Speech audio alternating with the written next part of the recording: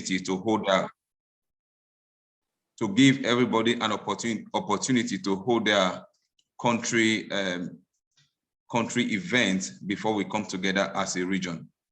I'm happy to see, I've been seeing a lot of posts since 10 a.m., different events that have been done by different countries, and I'm so excited that the World Day for Safety and Health at Work is getting so much momentum. I mean, and this is quite nice. I remember when we started this celebration, we have to, I mean, obviously pull people to get this done, but now we realize we don't need to tell people to do an event anymore. On their own, they just get the event done and send us the report. And this is quite nice. We are happy the way this has, I mean, come of age, and how people are getting involved. In Nigeria, we have had so many events today. I was at one of the events that was put together by Lagos State Safety Commission, and I was able to meet the Director General ILO, the Director General for ILO in covering Nigeria, Sierra Leone, Senegal, and about 2 other countries in West Africa. We had very stimulating discussion on how we can do a lot as it concerns occupational safety and health Africa. But above everything else, I want to thank everybody I mean, you ought to be doing something differently in your homes or your cities at this time, but you took the pain to join us, I mean, in this meeting. We really appreciate you. If we have put this meeting together without anybody coming in, it won't be called an event. It will be a meeting between Dr. Moyo and Ehi Eden. But because you're here, it is an event. Thank you so much. We really appreciate it. So we're working with the team, I mean, for this year, and you see how that team has really captured a whole lot. The need to come together to build positive collaboration on safety and health culture, and this is very crucial. I mean, that cannot be overemphasized, and that became very evident when we all had COVID-19 in our midst, and we realized we're not looking at who was a public health physician, who was a hygienist, or who was an OSH expert. We all needed to collectively support our countries and our people, and that was what we did. And that's collaboration. We really appreciate that, and I'm happy as the team for this year came out. I was so excited to speaking to what we did during the COVID-19. So we are happy that we're having this, and not just celebrating the event as a day event. We need those actions that come out of these celebrations to be taken to our different countries and our place of work, and see how those actions can be clearly implemented, and see how we can work with them in translating policies into clear actions for the safety and health of our workers, and for increasing health and safety within our workplaces. So, having said this, ladies and gentlemen, I welcome you again. Like I said earlier on, I'm from OSHAfrica. We are a network of occupational health and safety professionals across Africa. We are over 500 members from 40 African countries, and we are all we do is see how we can collectively come together to stand for Africa, ensure that we build safe workplaces, improve competencies, do advocacy for policy review and better legislation for occupational safety. At the end of the day, what's in our mind? We want we want to build the kind of Africa that we want, the type of Africa where people can go to work without fear of getting harmed, being able to come back to work at the end of the day. The truth is, it hurts every family when they lease their members to us to come to our workplaces, and we are not able to return them to their family the way they were leased to us. So we are not just thinking about employees, we are thinking about employees and employees' families. So when we have anybody employed in our organization, by extension, that employee's family become part of the social contract. And this is how it is. So we keep pushing this until we are able to see everybody understand what the game is and begin to take decisive action in improving safety and health across African workplaces. Having said that, I want to, at this point, we have a few goodwill messages. I want to, at this point, invite Dr. Muzikulu Zungu. He is a professor and he works for National Institute of Occupational Health South Africa. They are also a partner to us in Africa. We've done a lot of work together and there are still more work to be done. I was told the reward for good work is more work. So we'll have more work to be done together. So Dr. Zungu, please, the floor is yours for your goodwill message. Thank you. Thank you, Mr. President and Chairperson for this meeting, for giving us the platform to pass our goodwill message to this.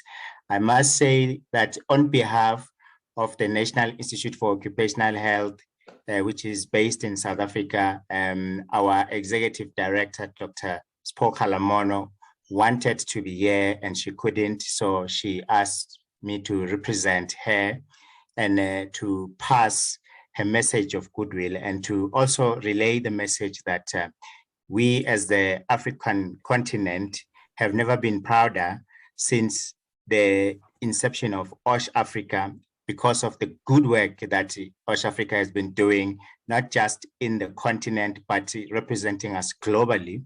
We would like to say we recognize this, and we recognize the work that was done, especially during the pandemic, particularly around 2 points. The first point being the fact that we have learned because of the pandemic that we as an African continent are behind when it comes to putting systems in place for occupational health and safety. But we have learned and embraced the fact that the pandemic has brought the attention of occupational health to most policymakers in our continent, to an extent that we feel quite confident that almost everyone now is aware of the subject of occupational health and safety and its importance for workers across the globe, and more in particular within our continent because of the precarious conditions that we find ourselves. As you would know, that we have a lot of people working in informal economy or in small and medium enterprises without access to services. So we would like to just pass on the message that we are in support of OSHAfrica. We're in support of celebrating and commemorating the World Occupational Health and Safety Day, as we are doing today, and we've been busy today, and we are grateful to the team. And sorry that I've taken too long, more than we had been granted time for. Thank you. Thank you so much, Dr. Zungu. And I really want to again appreciate you and your team at NIO for always for always being there each time we call, and we really rely on you guys in support in terms of research and other words. We really appreciate the support thus far, and we'll keep working together on this. Thank you so much. They are our co-laborer in this great work we are doing. Thank you, Dr. Zungu. We appreciate those kind words. So at this point, we also want to bring up to the microphone Jennifer Garvin. Jennifer Garvin is one of the board members of Workplace Health Without Borders, who are very close partners of OSHAfrica. As a matter of fact, we see more every day. It looks like we live on the same continent, but she lives in the US. I live in Africa, but we meet virtually every day. And we just completed the labor inspectors training for 7 weeks we've been on. Yesterday was the closing ceremony, and these guys, they've been there for us, and we love to do more work with you guys. Jennifer, the floor is yours. Thank you. Thank you, Ehi, for inviting me to speak on this very important day, to this very important group. And the reason you're important is you're passionate about worker safety and health. And so is Workplace Health Without Borders. I'm Dr. Jennifer Galvin. I'm the incoming president of Workplace Health Without Borders. You may hear me abbreviate that WHWB. I put in the chat box how you can find out more about us at whwb.org. But I'm here to tell you a little bit about WHWB and then make some comments that really fall in line with what Dr. Zungu and Ehi just said. We're a nonprofit organization that was founded in Canada in 2012 by a passionate group of professional industrial hygienists. And our mission, to paraphrase, is to share our knowledge and expertise in industrial hygiene, occupational health, with those underserved workers of the world. And our passion is building occupational health, industrial hygiene capacity. And following along with what those that have just been said, what we found in the course that we just completed with Ehi and his very capable tutors from Africa, is that the countries we collaborate, the expertise exists within that continent, within those countries. And all we have to do is help bring it together. And when I say we, I mean Ehi, board members, organizations, partners. We just need to bring it together. We function as a catalyst. We like to think of ourselves as catalysts. All the ingredients are there to make the program happen. We just help bring it together. So thank you again, Ehi, for bringing me together with this important group. And you are important, as I said, because it is a noble cause. You are involved in a noble cause, making sure every worker is protected from workplace hazards. And it is a noble cause, making sure every worker goes home as healthy as they came to work that day. And it is noble work because you have sent a breadwinner home to their family. Ehi, I believe you just said this before as you introduced the whole group. So please, I'm going to repeat it because it's so important, because you have sent a breadwinner home as healthy as they came to work.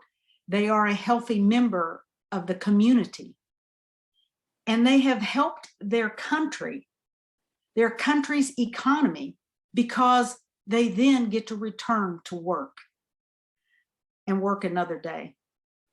So I'm not going to say much more than that, because WHWB is already partnering with Ehi. We just completed with OSHAfrica a OSHA inspectors training.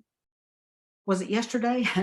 It was this week, and all of the instructors, the tutors, were from Africa.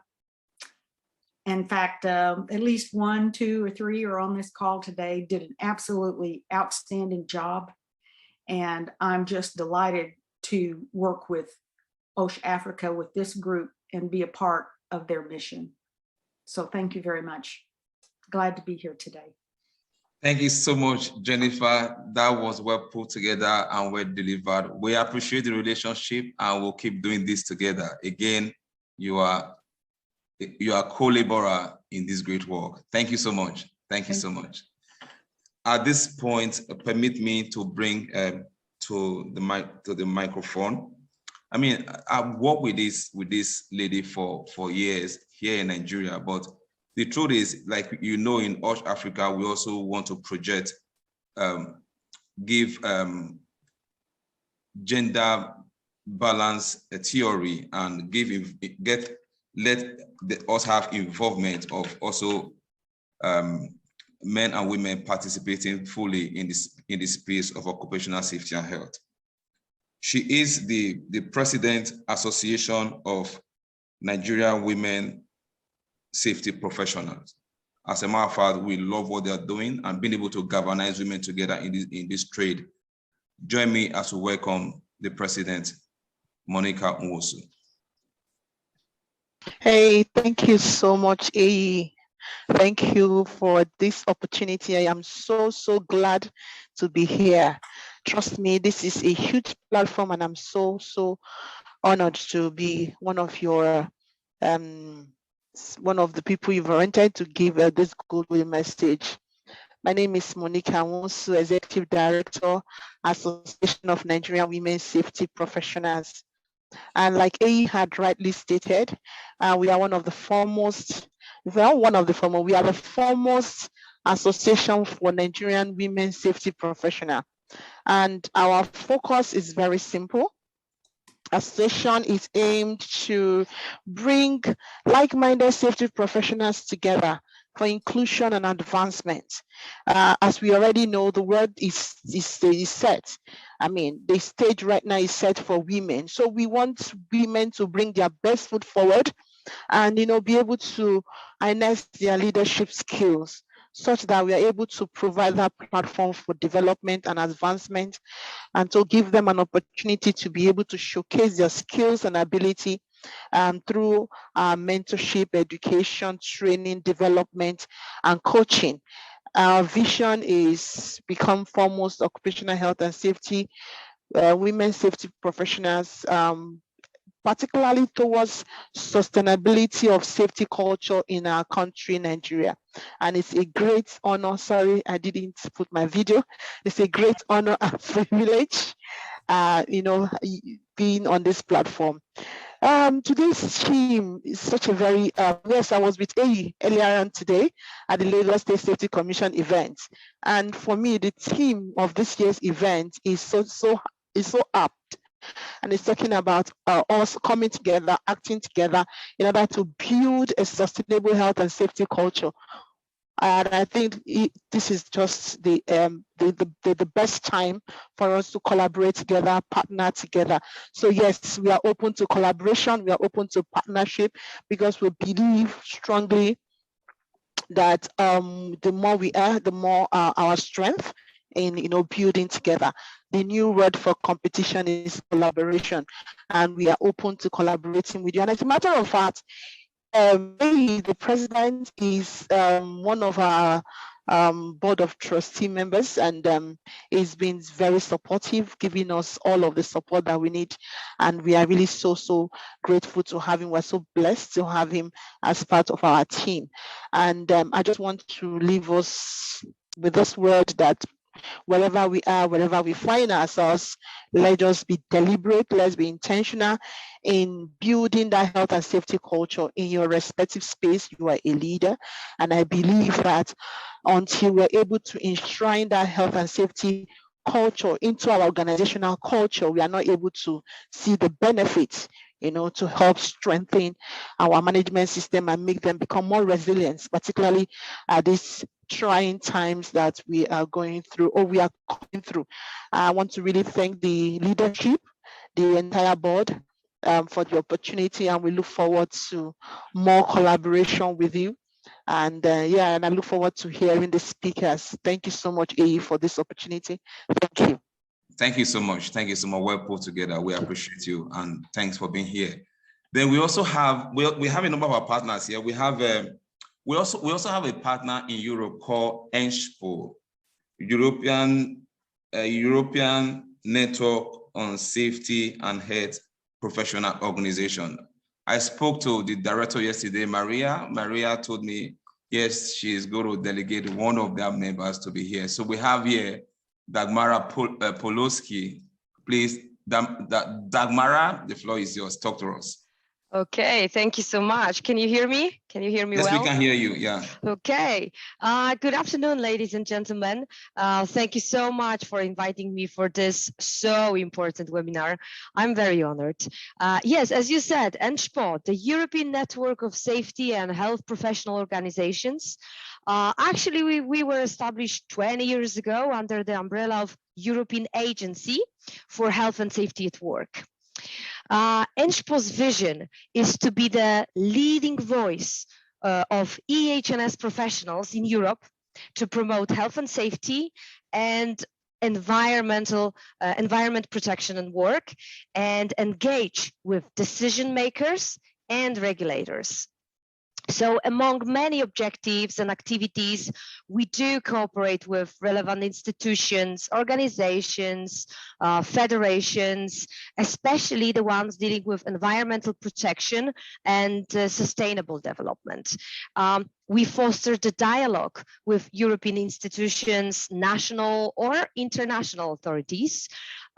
We act as a forum where information, experience, good EHS practices at work can be exchanged on, for example, the role and need of EHS professionals, on training issues, but also we are developing and European certification standards.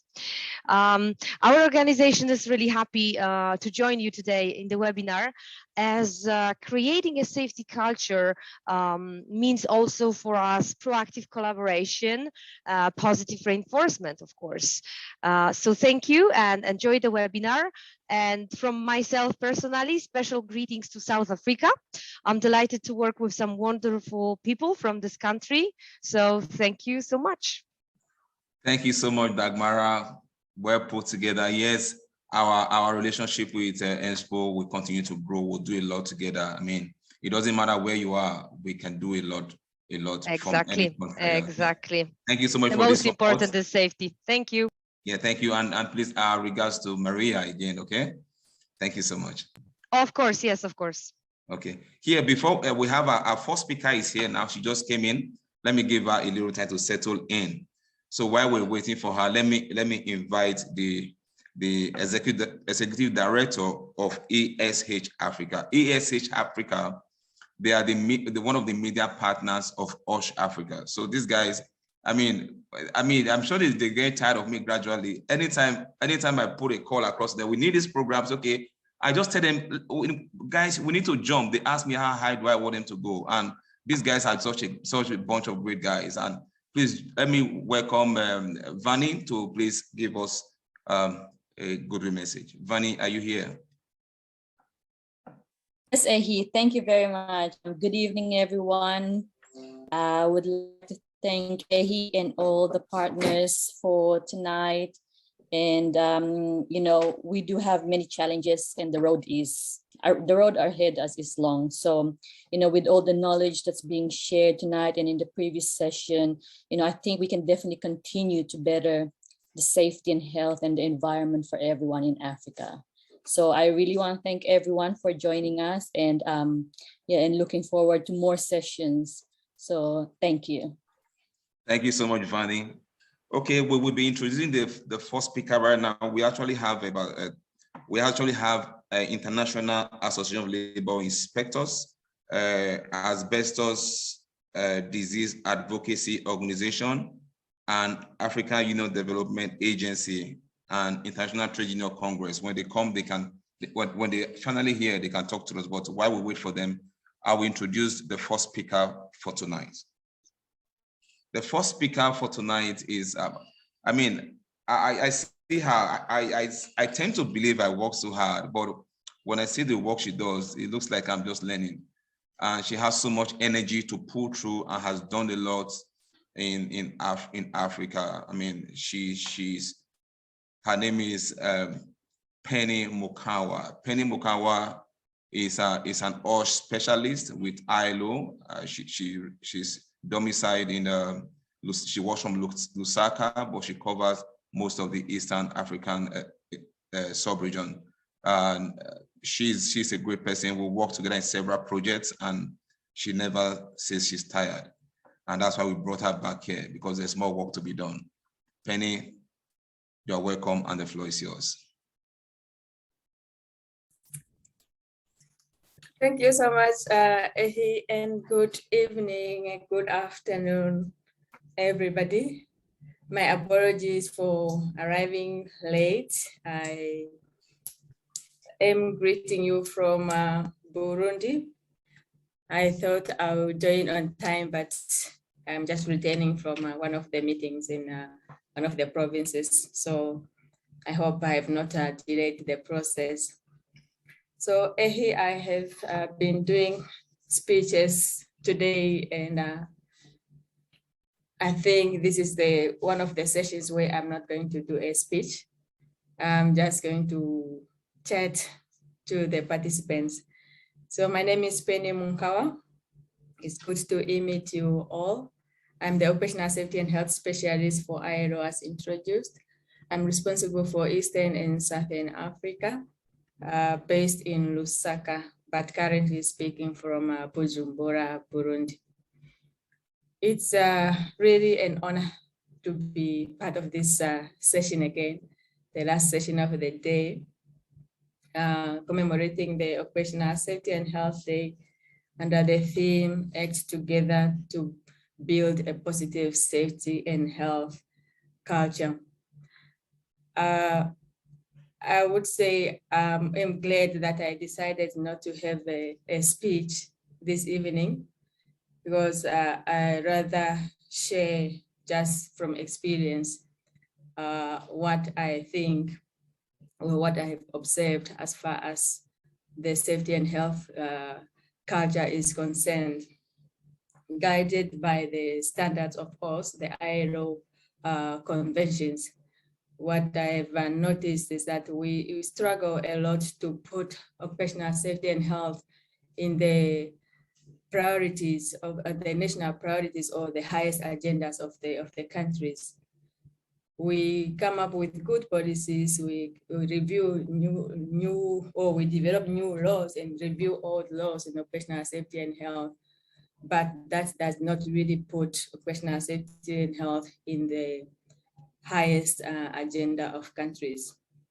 There was a time I did a presentation, or I was asked to do a presentation. I remember in one of the workshops, I think it was organized by SATUC. I had to do just a quick analysis of the national development agendas, or the NDPs, and see how the OSH has been accommodated or how it features in the national development plans. And I was a bit surprised to see that in many countries and in our region, OSH is not really given a prominent space in those national plans.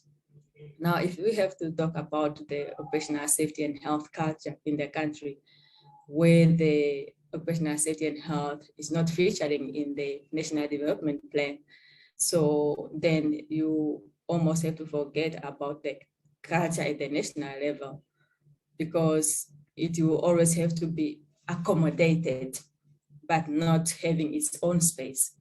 It has to be accommodated.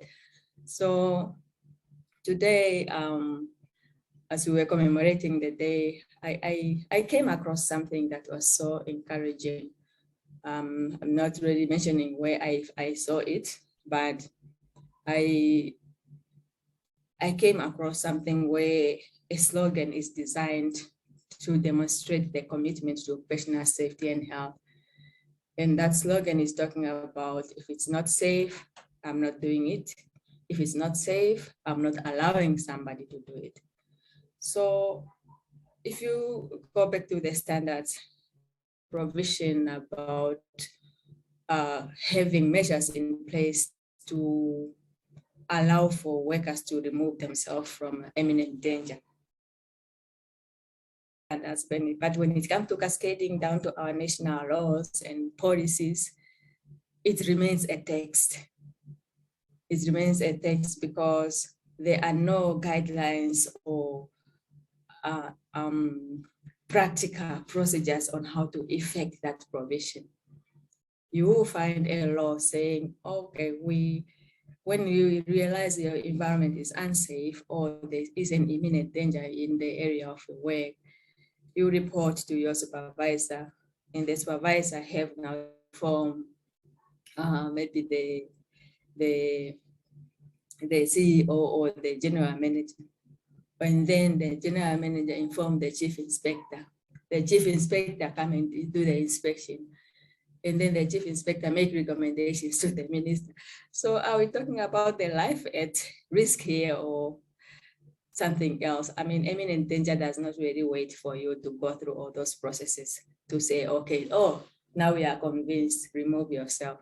It's not really something that can work like that. It's a right to remove yourself instantly or immediately from that danger.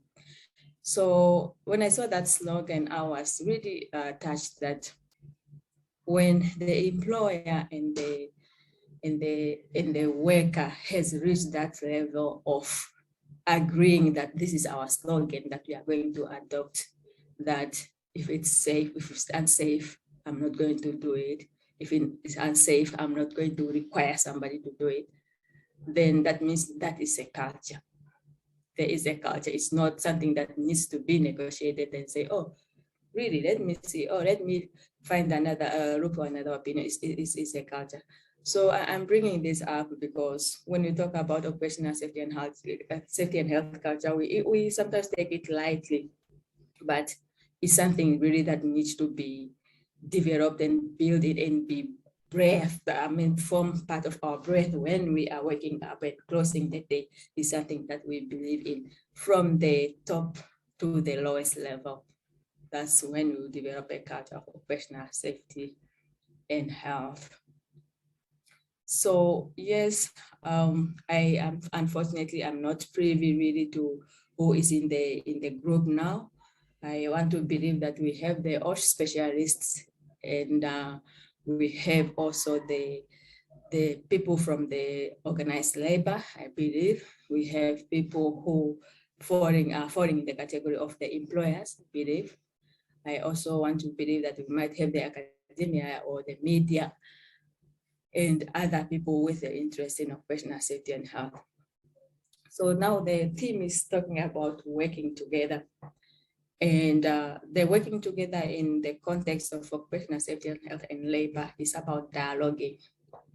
We call it social dialogue, traditionally coming from the ILO constitution and then from the tripartite, or not from the specific conventions of ILO that are talking about the tripartite consultations, the right to organize, the collective bargaining, all those conventions. But days are gone when we have to limit this dialogue to the tripartite structures that we know, the employers organization, the workers organizations, and the government. Especially during COVID or through living with COVID, we realized that limiting or restricting this consultation to the three parties, it's not going to help us. You will agree with me that we have been involving, or governments have been involving other ministries that are not traditionally included in this social dialogue, like the ministry responsible for public health, ministry responsible maybe for the enterprises development and local governments. All these have been around the table when we're discussing issues related to how to protect workers and our people from COVID-19. You might also have noticed that the academic institutions and the OSH associations, others have been invited around the table also to deliberate and give opinion on issues. So that's how the dialogue should evolve to really accommodate others, because we are dealing now with issues that have touched many people, and employers, governments, and workers might not just manage them on their own. Okay, I say I do not want to make a speech, but I was just trying to see now, how do we locate ourselves in this acting together that this theme is talking about? Because the theme is dedicated to the day, but it's a song that we have to sing throughout the year until another theme in 2023. If I have to speak now to the OSH professionals, experts, and specialists in the house now, what do you think will be your role in this acting together? If you have to be invited to this table which has been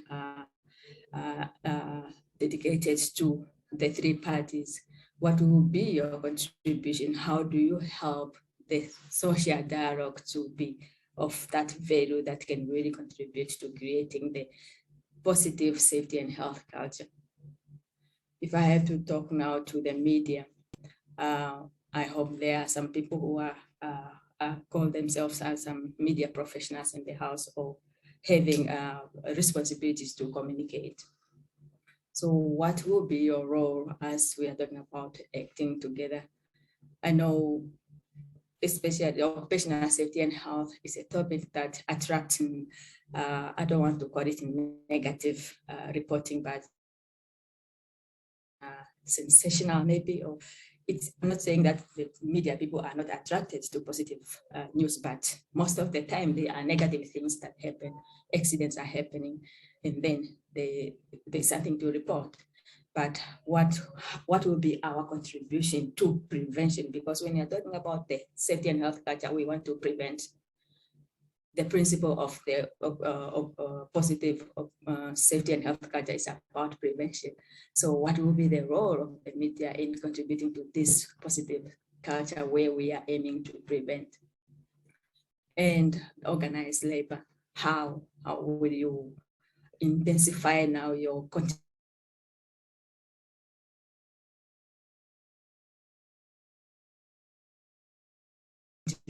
to these discussions to make sure that we are talking about preventative measures? Everybody in the house continue to think how best we can help, because as I said, the issues of OSHA are becoming really, really complex.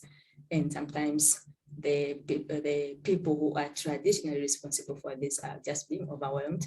They cannot keep up with the pace. There are issues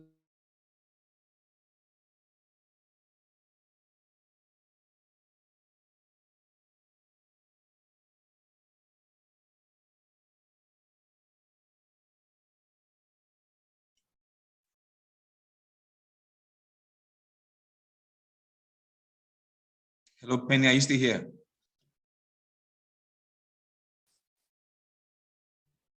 My apologies. It seems as my connectivity is not so good. Can you hear me? Yeah, we can hear you now.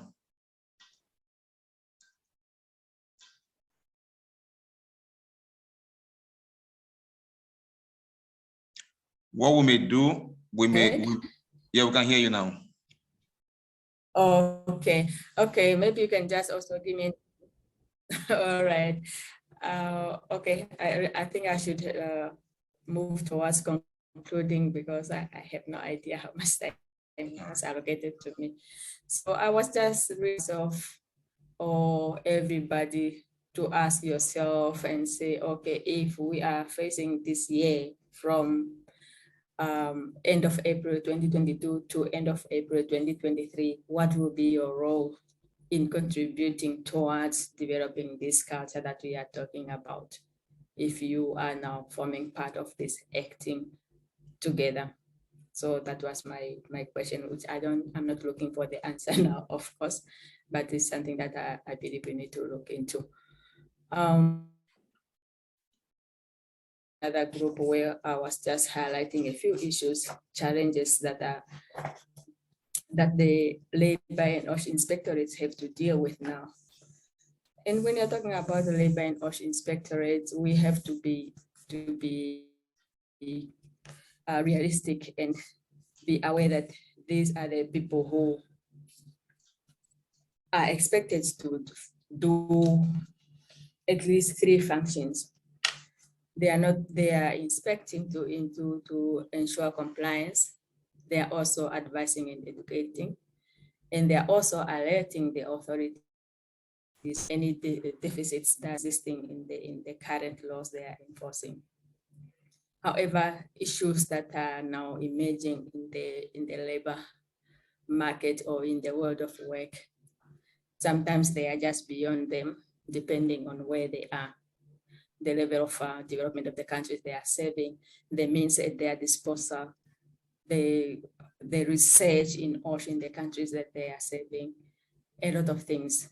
They are just beyond them, and that is failing them in being able to fulfill those functions. We're talking about the 4th industrial revolution that is upon us now, and our national laws are decades behind. So, and that's where the labor inspector is deriving his power from. We are talking about the increasingly growing informality, informal economy. Many countries in Africa, their economy depends really on the performance of the informal sector. Yet our laws do not make provisions for those. and the labor inspectors are not capacitated enough to understand the needs of these people operating in the informal economy. We are talking about the issues of gender.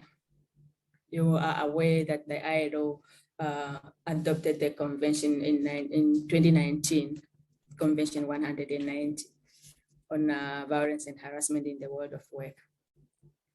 This is not applicable only to women, but it has a lot of elements that affect women in the world of work, and issues that affect both genders, both sexes, men and women in the world of work, issues of violence and harassment.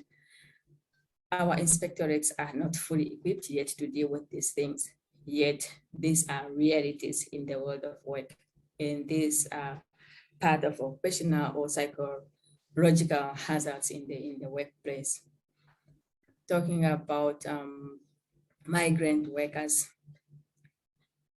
these are realities that we cannot run away from. How well are we protecting our migrant workers in our countries, irrespective of their status?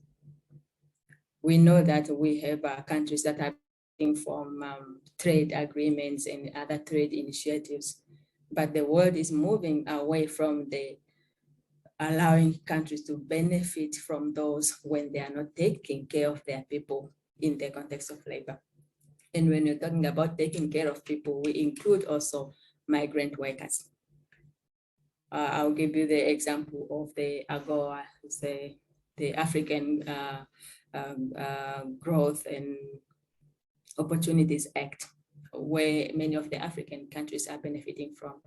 So we have to make sure that countries continue benefiting from these initiatives when we have when the countries are meeting the requirements or are fulfilling the requirements that includes occupational safety and health and working conditions.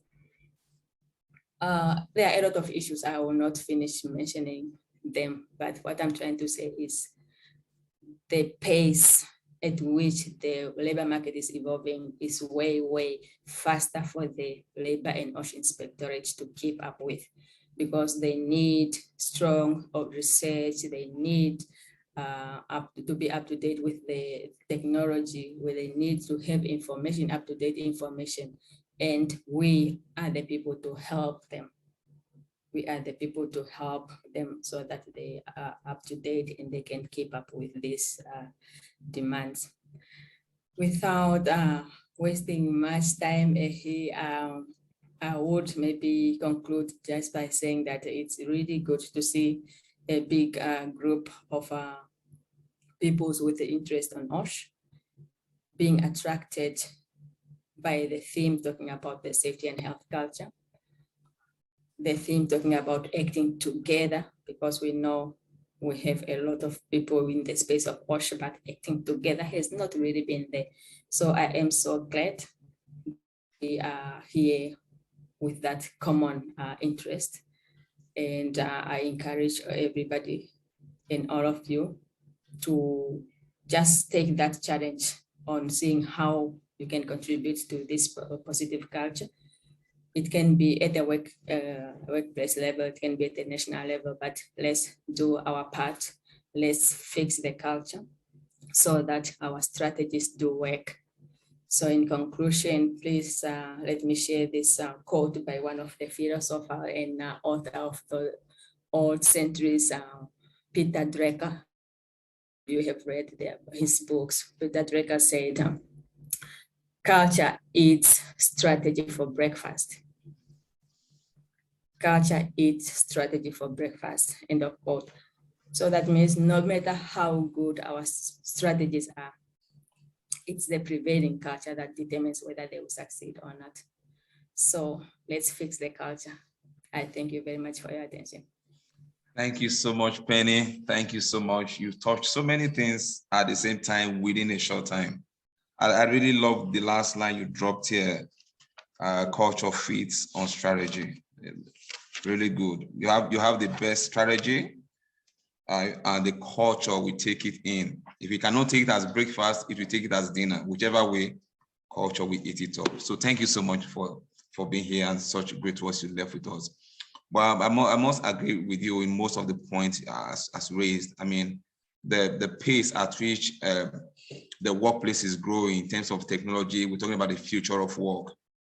I mean, our systems, our occupational health strategies and culture, is it growing alongside same pace? I don't think so. And we will struggle, I mean, to catch up with the pace at which technology is growing in the world of work. So the more training is needed, more awareness is needed, more advocacy is needed along these lines. Thank you so much. I listened to somebody while we're doing the OSHAfrica conference in South Africa. He said something. He said, I made a covenant with myself that every worker that comes to work with me, I will return them back to their family the way they gave them to me. He said, I call it a covenant because there is blood in it. And I can never forget that line. Because every worker that gets accidented in the workplace, his blood is spilled.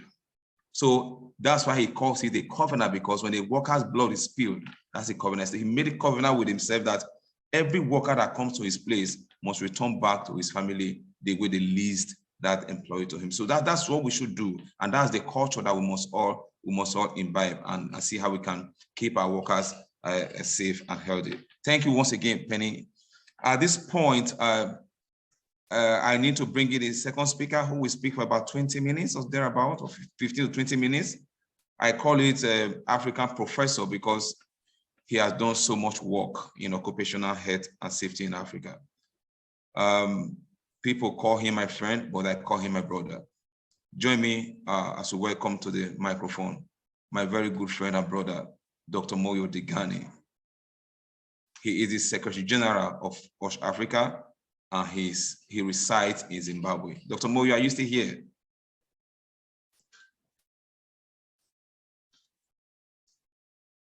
Dr. Moyo?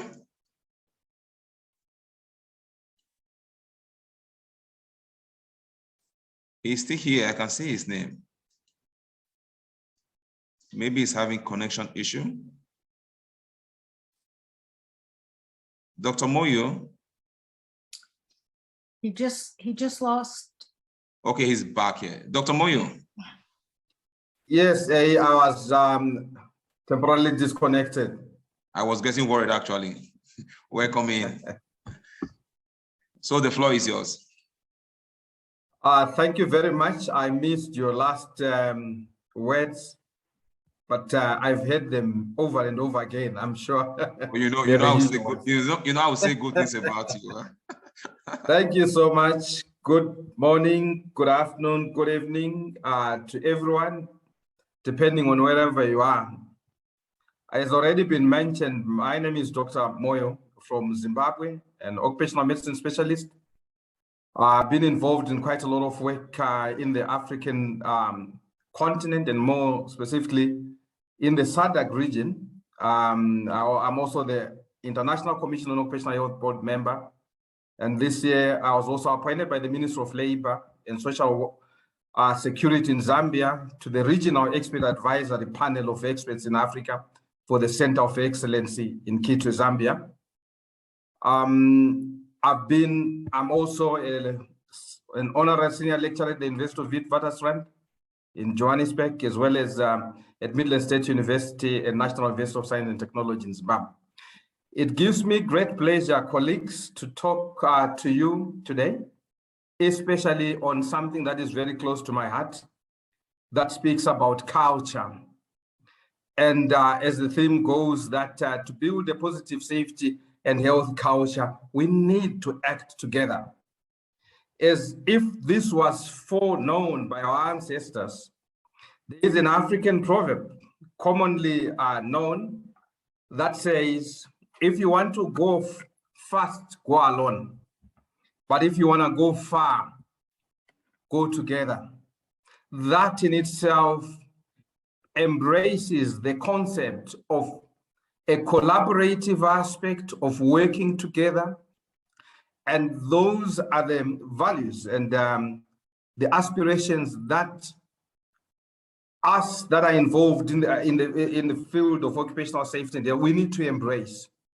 It is that collaborative aspects within the field of occupational safety and health that brings that synergy, that propels the discipline to greater heights as we prevent accidents and diseases at the workplaces. So for us to go far, ladies and gentlemen, it is indeed imperative for us to embrace that collaborative approach so that we are able to build a positive safety and health culture. Oftentimes in workplaces, we suffer from these islands of excellence, these individualistic approaches.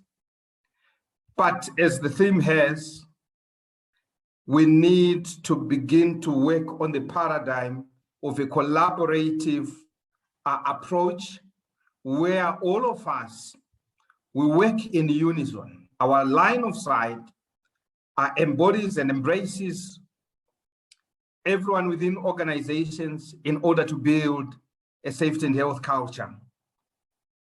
And it is always those earlier steps that highlight the genesis to that far distance that we want to achieve.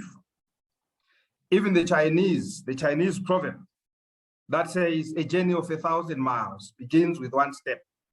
And I would like to urge all of us here present that we need to take that first step of collaborating, working together within workspaces to promote a culture. You know, a culture is something that ingrains, that builds, that unifies a community or a workplace towards the achievement or the attainment of excellency in our envisaged endeavors.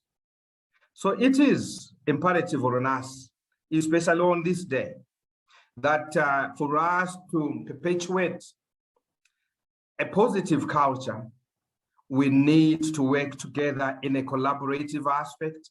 And that is the first step. You know, a lot has happened.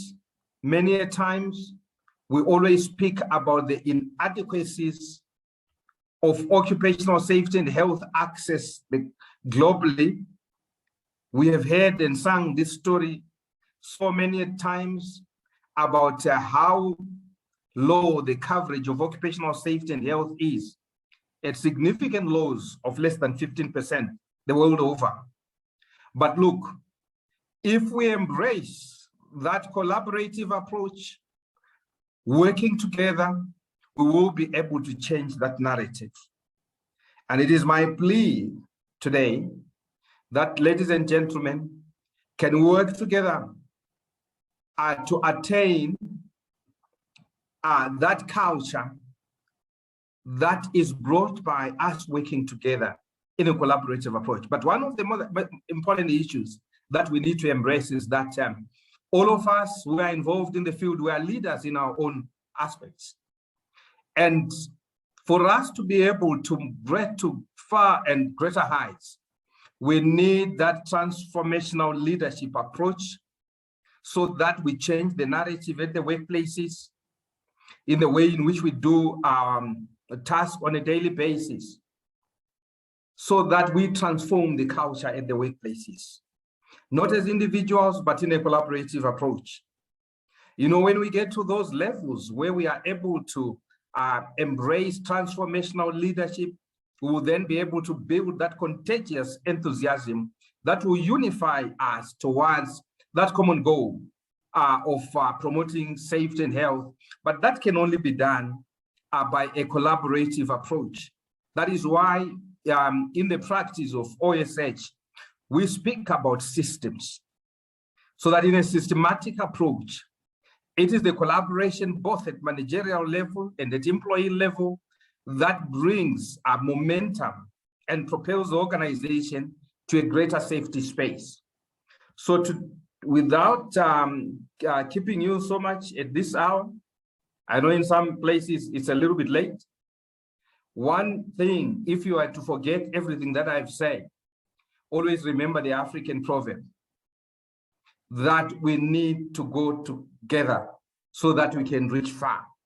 And we need to embrace that organizational or corporate citizenship where we are glued and tuned to a positive culture that is built through embracing an approach that brings everyone or every professional into the space of promoting the safety culture.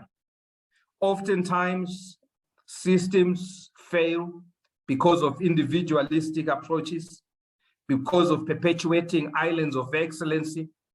But as we go forward, it is important that we also tune or align ourselves to evidence-based practice. This is a common call the world over, that in our practice in OSH, it has to be informed by evidence.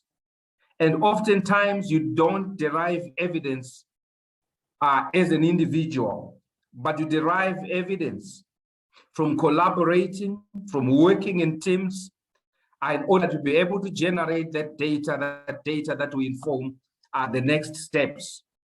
I'm sure you're all aware that even the concepts or the principles of total quality management with the popular joiner triangle that speaks about a scientific approach with collaborative approaches as well as continuous improvement, you are set to meet or exceed your customers' needs. So collaboration or teamwork is at the center of total quality management.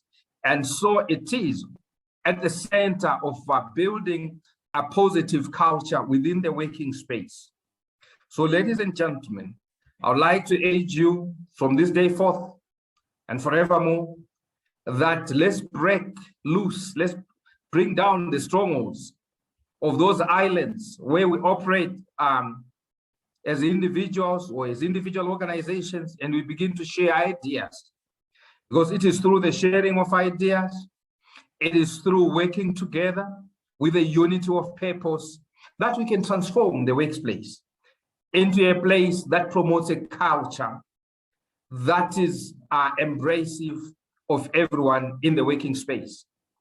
So it is such important days or commemorations that we bring unto remembrance, or we remind ourselves that it is quite key to be able to work in teams. So ladies and gentlemen, as I crown it all, one important word, remember, it's about collaboration, it's about teamwork, it's about unity of purpose, it's about pulling together so that we can go far. Thank you so much. It's an absolute pleasure. Thank you. Thank you so much, Dr. Moyo. Thank you so much for such a wonderful speech. You know, we always look forward to this every time. Thank you so much. When you said, now and forevermore, my mind was boating what verse is here right now in the scripture. But thank God you didn't take us there. Thank you so much. Well put together, and we heard you loud and clear, the need for collaboration, the need to take down the walls. You know, walls were not just there, we didn't meet the walls there, walls were built by men. And the same men that built these walls, we beg of you, take down these walls. The more we are together, the stronger we become.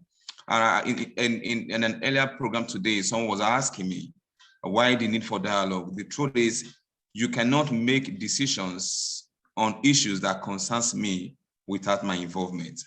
That's why social dialogue has become so necessary. If it concerns my personal health and safety and our collective health and safety, there's need for social bargaining. We need to sit down and do consultation and agree on what we want to do. So there's need for social dialogue in going forward, and let's allow this to happen in our workplaces. The truth is, the more we dialogue, the more we are able to achieve in all that we do. But if it's really about the safety and health of workers representative and workers must be there at the center of that dialogue. So Dr. Moyo, once again, we thank you so much for such a wonderful speech, and we really appreciate it.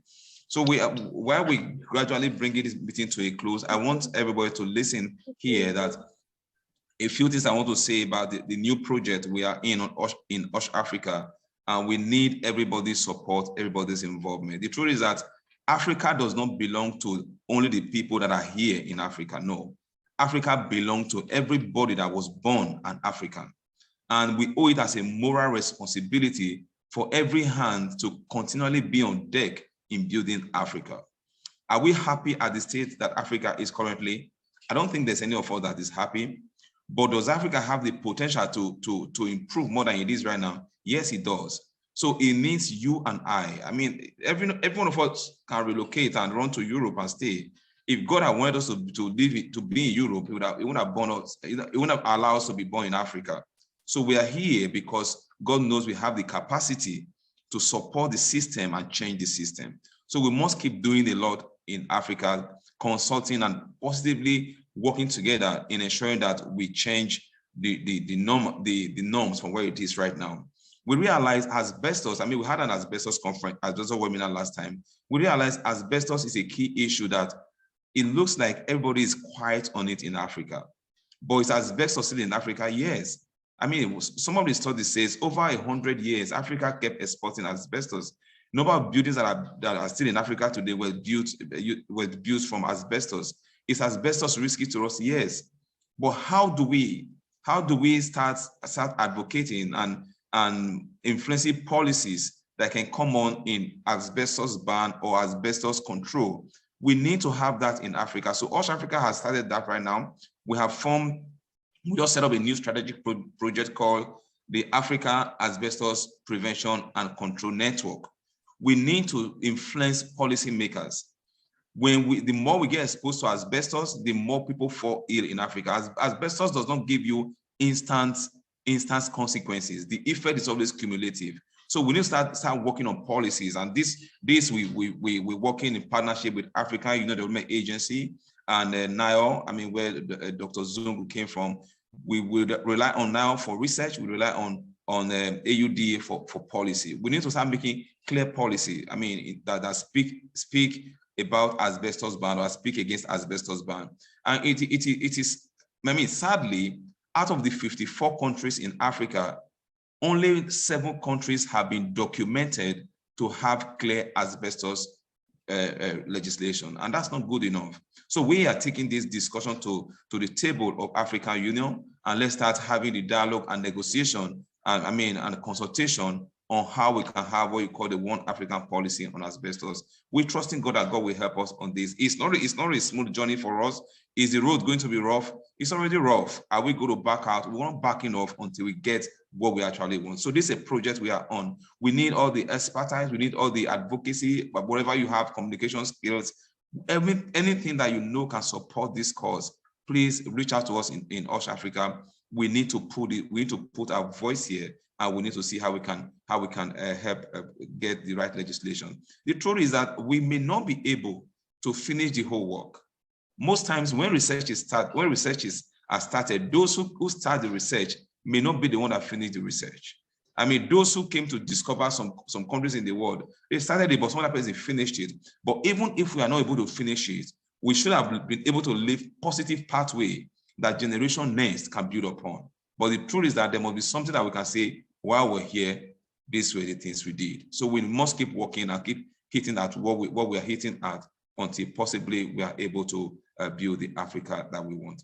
So we give opportunities to a few persons that have 1 or 2 things to say. You can just indicate by raising your hand, I mean, in line with the program and the theme for the year. So that will last for about 15 minutes or 10 minutes more, then we can close the section afterwards. If you have a word to say, a word for us, just indicate by raising up your hand and we'll hear from you. Jack, do you want to talk to us?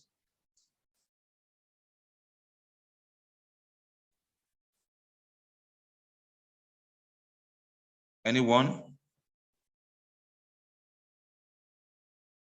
Hello, Jack, do you want to talk to us?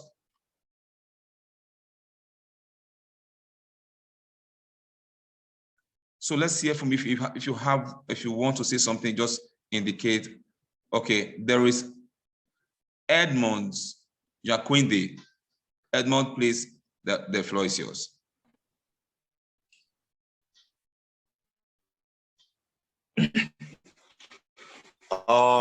Thank you, session for us as occupational health and safety practitioners.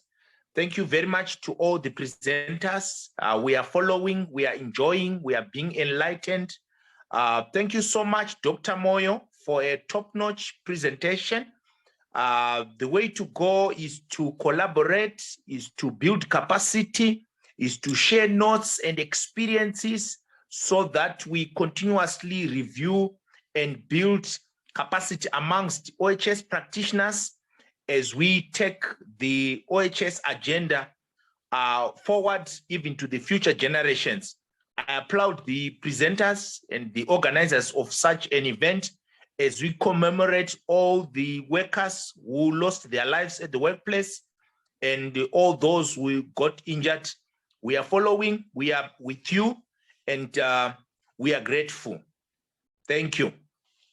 Thank you so much, Edmond. Thank you so much, Edmond. I like that dimension that you brought up. I mean, with the statistics that we got from ILO, almost, I mean, what happens in the workplace, about 2.3 million people, I mean, succumbing to workplace-related accident and ill health. I mean, and when a friend of mine put a tweet up, I mean, put up a poll, he said that's the population of Gabon. When you think about that figure, 2.3 million, think of Gabon population. And I realized also that's the population of Botswana.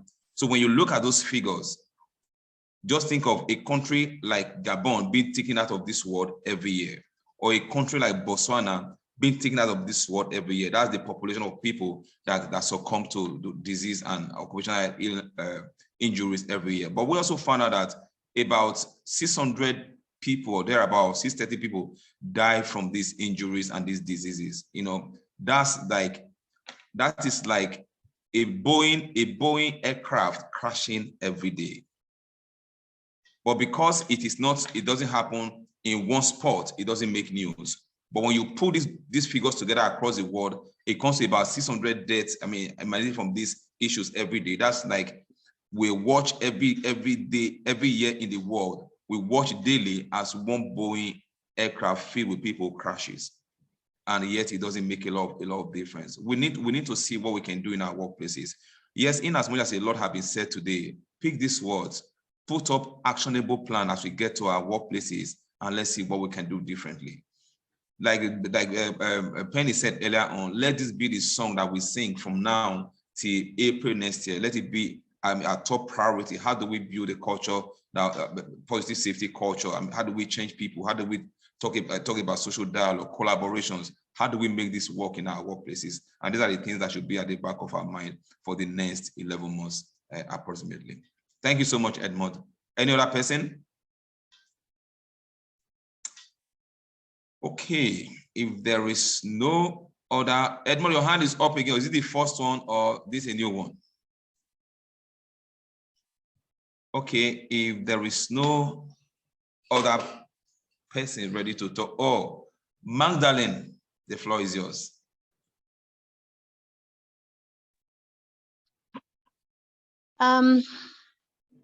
Hello, good evening, good afternoon, good morning, everyone. Thank you, Ehi, our president in OSHAfrica, for organizing this, and the colleagues as well. I'm a member of OSHAfrica, and in Kenya. I'm in Kenya this evening. I've invited a few health and safety managers who've attended this forum, and you have about, I think, 6 or 7 people who've attended. This is quite a noble gesture. And I think for me, the direction that, and I think we've seen quite a number of participation, quite a number of activities from various countries, in line with this World Safety Day, coming up in the media and trying to communicate and educate the masses. This is a first step towards achieving what we want to achieve and the mandate that we have as health and safety professionals. I would like to see a us grow to a level whereby as policymakers, we are able to be able to come up with systems whereby we'll be able to collect data, share information, and be able to come together and put up policies that can be enforced and have proper oversight on health and safety. So this theme is quite timely, and I think we need to embrace it. And let us look at perhaps Ehi and most of the senior people in the forum.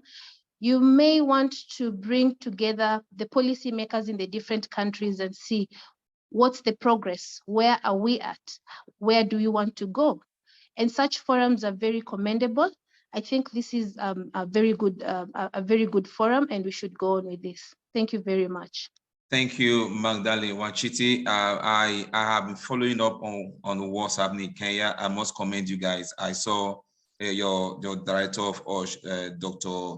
Musa Ndayusa, all that he's done. I mean, within the Kenya had a whole week celebration for this World Day for Health and Safety at Work. That's quite commendable. Back to the issue of reaching the policymakers. Yes, we've had several meetings on this. I think the Chimbwe Chadimba from Africa AUDA and Dr. Spo, we have had a meeting on this. What we plan to do is to hold what you call sub-regional road shows. And these road shows they are designed to engage policymakers. I mean, because we can't do this thing without the policy is where these things are drawn from. What we do in the workplace is just implementing the policies that have been written. So we need to get sub-regional road shows. We plan sometime, if we can, within the year, and see how we can get all these policymakers to talk to them. Because the truth is that they need people to let them know the exigencies of these issues. And if they don't know, if they don't have those knowledge, they can't make the right policies. I totally agree with you. That's quite true, and I saw that jumping out in your statement. Thank you so much for such contribution. Yes, we have Esther. Esther, you want to talk to us?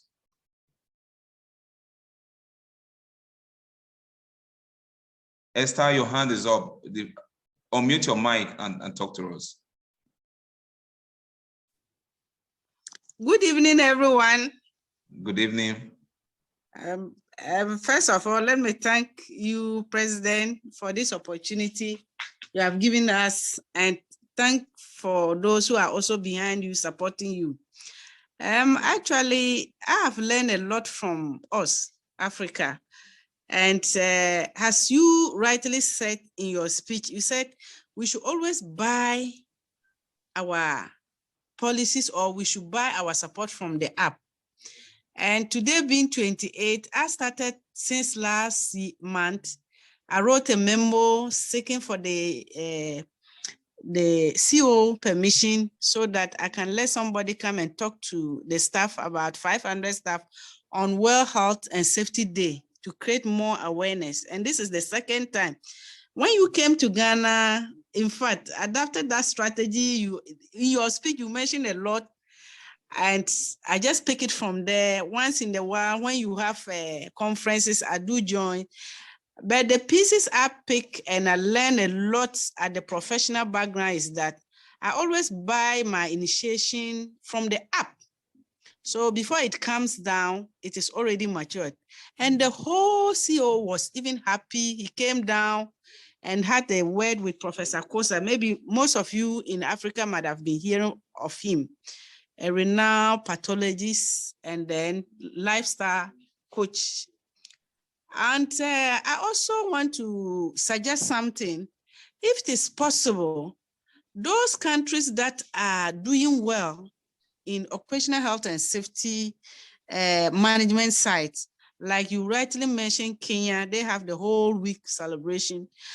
If there's a way you can visit other countries and then ginger it up, so that we can pick it from there. The way it is dormant here, in fact, day in, day out, people are dying out of preventable diseases. They are dying. Preventable accidents are preventable. It is happening, injuries and all kinds of things. So I don't know. What do you say about that, President?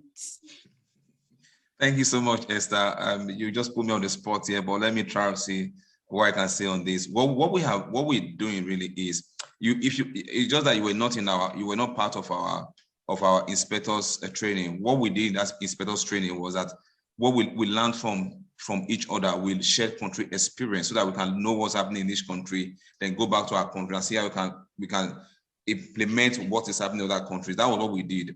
But the truth is, there's absolute need for us to keep sharing country experience. For this year, we are going to have a lot of webinars coming up from OSHAfrica that's focused on those exchange in countries experience. Because we need to, when you look at studies, Southern African country have, when you scale all the African sub-region, Southern African sub-region, they have developed more in terms of occupational and safety management compared to other areas. I would say I listened to a Zimbabwean colleague who works in Sierra Leone yesterday. I felt it was a very pathetic story, the level of occupational safety in Sierra Leone.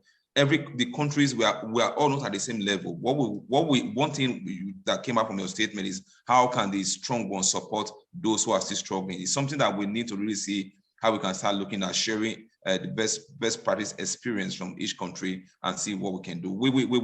One of the things we will discuss in our next board meeting is such a very clear statement, and some of the webinar we have already earmarked to happen within the year. One of such webinars will be targeted at issues as raised by you. Thank you so much, Esther. We really appreciate those concerns as raised. Thank you so much. Any other person? I even think maybe if we have the resources, we can. Maybe when you're on vacation or something, you feel you have time off, let us know. Maybe you live in Nairobi, you say, okay, I'm going to South Africa, I want to see how I can visit a workplace. We can look for somebody we know that is doing well in South Africa, and has a workplace. You can go there, just see what they do differently and come back to your country a better person. You may be in Nigeria, say I want to visit a workplace, I want to work with somebody in Nigeria. You can come to my office, do one or two week exchange service, and let's just share ideas, we work together. Then you go back to your country, what you learned, you just see how you can also implement them. Those are short exchange programs that we may start exploring within the mandate of OSHAfrica. One clear thing I may also want to put up here, and this came out of the discussion I had with Penny within last week. It's a concern. One of the earliest webinar we'll be having will be speaking to this. A number of us in Africa, really, we do not really have a clear understanding or a deep understanding of the ILO conventions. And there are many ILO conventions. I think we should have these conventions at our fingertips. We are not there yet. Even me, I struggle with most of this information. We need to see how we can start working alongside this. Have a proper webinar. It could be a day or two that will focus on dealing with teaching us those conventions. Let's have that understanding, because most times there are some countries in Africa that want to review their conventions, and we need consultants to be attached to that country to support them in reviewing the convention. Most time we don't just find knowledgeable people in doing that, but that has to stop, because we have the resource here in Africa. Why must we bring somebody from the West to come and do little that we can do? Within us. So these are the things we should create and capacity we want to build